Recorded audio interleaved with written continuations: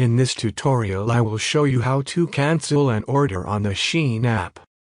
If you've ever found yourself in a situation where you've purchased more items than you intended, this guide will be helpful. To begin, launch the Shein app on your mobile device. Once the app is open, navigate to the Me section located at the bottom right corner of the screen. Upon entering the Me section, locate the order you wish to cancel. The order status may be unpaid, processing, or shipped.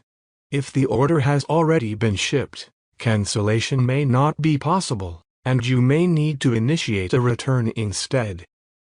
Once you've found the order you want to cancel, click on it to open the order details. At the bottom right corner of the order details page, you'll find a button labeled Cancel Now. Click on this button. A pop-up window will appear, prompting you to provide a reason for canceling the order. Select the appropriate reason from the given options, such as I don't want this order anymore. After selecting the reason, click on the Submit button.